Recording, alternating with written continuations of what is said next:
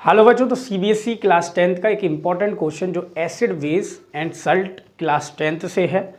क्या है, एक मिल्क मैन ऐड कर रहा है small amount of baking soda to fresh milk. अब बेसिकली जो दूध वाले भैया होते हैं ना, वो दूध को ज़्यादा देर रखने के लिए या प्रिजर्व रखने के लिए एक बेकिंग सोडा डाल देते हैं। अब वो क्यों डाल रहे हैं? क्योंकि ये कोई मिलावट नहीं, दूध को फटने से बचाने के लिए। मतलब फटने का मतलब अभी आप समझेंगे कि जो फ्रेश मिल्क होता है उसकी खुद की पीएच वैल्यू 6 होती है। तो जब ज़्यादा देर तक अगर फ्रेश मिल्क हीट के कांटेक्ट में नहीं आएगा, जिसको गर्म करना बोलते हैं, वो फट सकता है, उसमें कड़ी की फॉर्मेशन और हो सकती है। मतलब उसमें H+ आयन की फॉर्मेशन ज़्यादा अमाउंट में हो सकती है। बेसिकली जो बेकिंग सोडा है वो खुद में एक बेसिक सल्ट है। बेकिंग सोडा जो है ना, वो खुद में एक बेसिक सल्ट है, ठीक है ना, NaHCO3, जिसमें अपन क्या कर रहे हैं, अपन बेकिंग सोडा डाल रहे हैं किसमें? मिल्क में। अब इसके पीछे साइंस क्या है, इसका इफेक्ट क्या पड़ेगा बेकिंग सोडा पर, ध्यान से समझेंगे। जो पहले सॉल्यूशन के लिए हम लिखेंगे कि जो हमारा फ्रेश मिल्क होता है उसकी पीएच खुद 6 होती है। पीएच क्या होती है? 6। अब ज़्यादा टाइम तक उसको रखने के लिए, ज़्यादा टाइम प्रिजर्व रखने के लिए अपन उसमें बेसिक सल्ट मिला रहे हैं, बेसिक सल्ट। तो हम क्या डाल रहे हैं? वी डिज़ोल्व या पुट बेकिंग सोडा। क्या डाल रहे हैं? Baking soda. अब बेकिंग सोडा क्या करेगा, जो उसके अंदर H+ आयन है, अब बेसिकली 6 है ना पीएच वैल्यू, तो जब पीएच वैल्यू 6 है तो उसमें H+ आयन ज़्यादा होंगे और OH- कम होंगे। अब बेकिंग सोडा कैसा? बेसिक, तो उसमें OH- मतलब हाइड्रोक्साइड के आयन ज़्यादा होंगे। तो जो दूध है, अगर उस दूध में हम क्या डालेंगे? बेकिंग सोडा डालेंगे, तो बेकिंग सोडा क्या करेगा, ये H+ आयन की संख्या को बढ़ने नहीं देगा।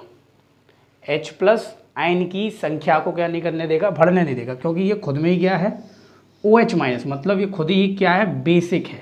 बेसिक है। तो इसमें OH- की जो हाइड्रोक्साइड आयन की संख्या होगी वो कैसी होगी? ज़्यादा होगी। तो जैसे ही हम इसमें मिल्क को पुटअप करेंगे, मिल्क में डालेंगे, तो यहाँ पर मिल्क के अंदर जो H+ आयन की फॉर्मेशन हो रही होगी, वो H+ आयन की फॉर्मेशन OH- से जुड़ करके न्यूट्रल बना देगा। समझ में आया? या H+ आयन की फॉर्मेशन को रोक देगा। इससे क्या होगा? H+ आयन की फॉर्मेशन रुक जाएगी, तो कड़ी की फॉर्मेशन भी रुक जाएगी। इससे दूध आपका प्रिजर्व रहेगा, फ्रेश रहेगा, जब तक आप उसको रख सकते हैं। बात समझ में आ गया? तो हमारा पीछे इसके साइंस क्या है? सिंपल बात है कि भाई हम बेकिंग सोडा इस वजह से डाल रहे हैं, बेसिक सोडा खुद में एक बेसिक है। बेकिंग सोडा क्यों डाल रहे हैं? खुद में एक क्या है? बेसिक सल्ट है, जिसके अंदर OH- की संख्या कैसी है? ज़्यादा। मिल्क के अंदर H+ आयन की संख्या ज़्यादा हो जाएगी। जब उसको ज़्यादा देर तक हम रखे रहेंगे तो इससे फट सकता है, कड़ी की फॉर्मेशन हो सकती है। Due to this reason baking soda का हम यूज़ कर रहे हैं। H+ आयन की वो कंसंट्रेशन को कम करेगा या लेवल अप में लाएगा, और OH- की कंसंट्रेशन को बढ़ाएगा, क्योंकि वो बेसिक होता है। अब सेकंड क्वेश्चन है, why does this milk take a longer time to set as a curd. अब ध्यान से समझेंगे। अब ये मिल्क में मैंने क्या डाल दिया? बेकिंग सोडा डाल दिया। अब ये मिल्क कैसा हो गया? घर वाला, मतलब जो मिल्क है बेकिंग सोडा डालने के बाद घर में आया और हम चाहते हैं उसको कर्ड बनाना, दही बनाना, तो क्या होगा? तो जो मिल्क है ना, उसके अंदर क्या है? मिल्क के अंदर बेकिंग सोडा है। उसके अंदर मिल्क के अंदर क्या है? बेकिंग सोडा है। तो मिल्क के अंदर जो उसकी पीएच वैल्यू थी 6, बेकिंग सोडा से डालने से पहले उसकी पीएच वैल्यू कितनी थी? 6। तो बेकिंग सोडा ने उसकी पीएच वैल्यू स्लाइडली बेसिक बना दी। बेकिंग सोडा डालने से उसकी पीएच वैल्यू कैसी बन गई? Slightly basic. मतलब ये बेसिक की तरफ आ गया। बात समझ में आ गया? 7 से ज़्यादा आ गया। कौन? जिस मिल्क में हमने क्या डाला है? Baking soda. क्यों आया ये तो सभी को पता चल गया।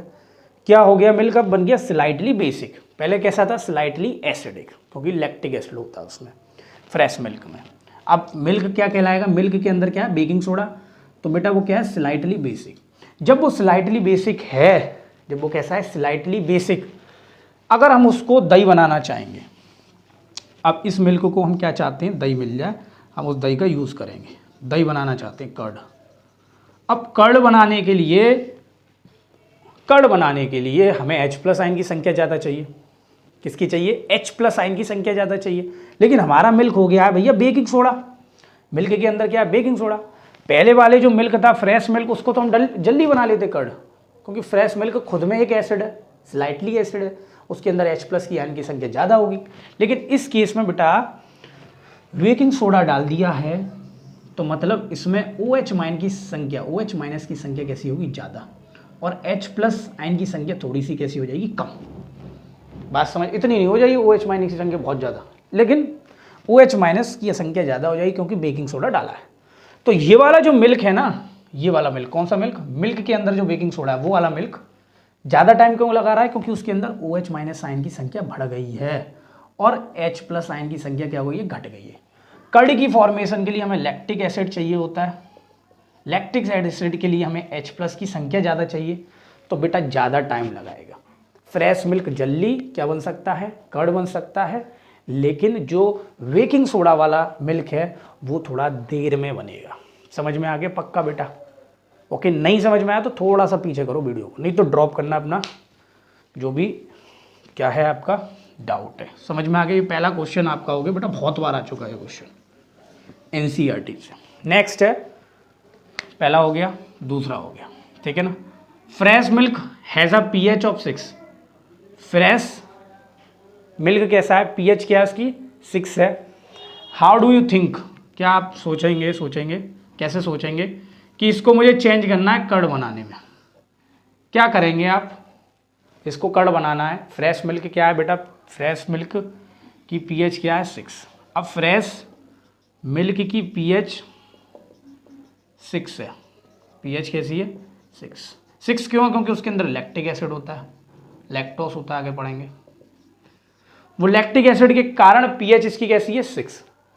जब बेटा इसकी pH 6 है और इसको हमें कर्ड बनाना है, कर्ड बनाने के लिए हमें इसकी pH को लेस देन 6 करना पड़ेगा।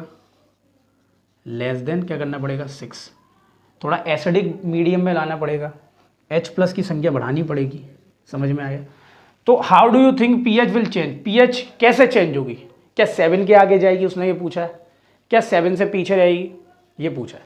7 से आगे pH कब जाती है? मतलब pH स्केल अगर आप देखेंगे तो 1 से लेके 14 होता है, 7 न्यूट्रल होता है, 1 से लेके 7 क्या होता है? एसिडिक, 7 से लेके 14 क्या होता है? बेसिक। तो 7 से 14 जाएंगे, उसमें हम बेसिक की तरफ जाते हैं। 7 से 1 की तरफ जाएंगे उल्टा, तो हम एसिडिक की तरफ जाते हैं। हमें कर्ड चाहिए, तो कर्ड के अंदर लैक्टिक एसिड ज़्यादा होता है, तो हमें एसिडिक की तरफ जाना पड़ेगा। मतलब pH वैल्यू जो रखनी है ना, वो फ्रेश मिल्क से थोड़ी सी कम रखनी है, या हम उसमें ऐसी कुछ सब्सटेंस डालेंगे, ठीक है ना, फ्रेश मिल्क के अंदर, कि उसकी pH वैल्यू 6 से कैसी हो जाए? कम, जिससे कि कर्ड की फॉर्मेशन हो जाए। समझ में आ रहा है ना? किसकी फॉर्मेशन करनी है? कर्ड की। मतलब लैक्टिक एसिड को बढ़ाना है, एसिड को बनाना है, तो pH वैल्यू कैसी कर दो? लेस देन 6, जिससे कि H प्लस आयन की संख्या बढ़ जाएगी।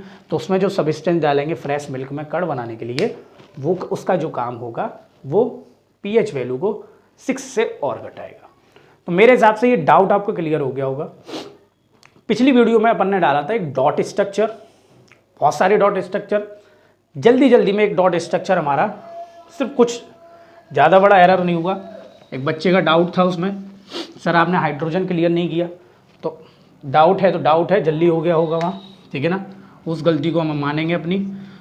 तो एक डॉट स्ट्रक्चर रह गया था प्रोपीन का, आप जाकर देखिए, बहुत फर्स्ट क्लास वीडियो है, 30-32 मिनट में जितने भी इंपॉर्टेंट डॉट स्ट्रक्चर है, लुईस डॉट स्ट्रक्चर, जो क्लास 10th में चैप्टर नंबर 4 में है, बहुत बार बताएं। प्रोपीन का जो फॉर्मूला था C3H6 सिंगल बॉन्ड, ये सब बना दिया था मैंने, ठीक है ना, ये सारी चीज़ें सिखा दी थी, ठीक है ना, ओके, ठीक है। C3H6 इसके 3 हो गए, इसके भी 4 हो गए। अच्छा, प्रोपीन माने डबल बॉन्ड, एक बार दोबारा देख लेंगे।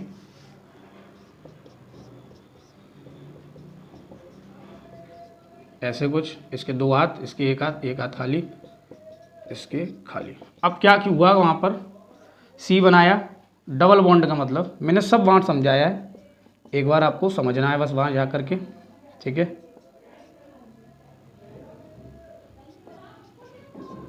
समझ में आ गया ये क्या है, हाइड्रोजन। अब वहाँ क्या भैया एक गलती हो गई, ये मैंने समझाया तो बहुत बढ़िया, रिस्पॉन्स भी बहुत अच्छा आया उसका, ठीक है ना, लेकिन ये जो मैंने गोला बनाया ना, ये गोला ऐसे बना डाला जल्दी जल्दी में, तो गलती मुझसे हो गई, बढ़िया बात है, गलती आपसे नहीं होनी चाहिए, आपसे 1% भी गलती नहीं होनी चाहिए। उस बच्चे का डाउट था तो मैंने उस डाउट को क्लियर कर दिया, बेटा ये जो गोला है ना ये पूरे में जाएगा, मतलब कार्बन का एटम भी शेयर होगा। समझ में आ गया, गलती वहाँ से हो गई, गलती हमने मानी, ओके, वी आर ह्यूमन्स, ठीक है, जो ह्यूमन्स होते हैं वो अपनी गलती को मानना चाहिए। यहाँ पर अगेन जुड़ जाएगा, समझ में आ गई भाई, कोई दिक्कत, ठीक है। अब मैं हाइड्रोजन को पहले जोड़ देता हूँ क्योंकि हाइड्रोजन की गलती हुई थी मुझसे, तो उस गलती को मैंने सुधारा, और बेटा इस नेक्स्ट वीडियो में मैंने कहा था उसको दोबारा लाएंगे और दोबारा हमने समझाने की कोशिश कर रहे हैं आपको।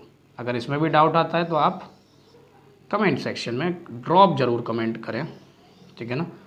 अब ये सारे हाइड्रोजन की होगी जो गलती हो गई थी, ठीक है ना। अब कार्बन की है, कार्बन तो सही था वहाँ, तो वही जोड़ डालो, ठीक है, ओके, ठीक है।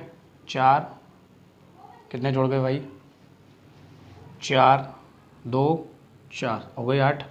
अब इस कार्बन के तो ये हो गया भैया, ठीक है ना। तो ये गया आपका प्रोपीन का डायग्राम जो वहाँ गलत हो गया था, ठीक है ना, हाइड्रोजन की शेयरिंग नहीं दिखाई गई थी। तो मेरे हिसाब से वीडियो आपको समझ में आई होगी। मिलते हैं नेक्स्ट कॉन्सेप्ट में, जब तक बने रहिए यूजन क्लासेस के साथ।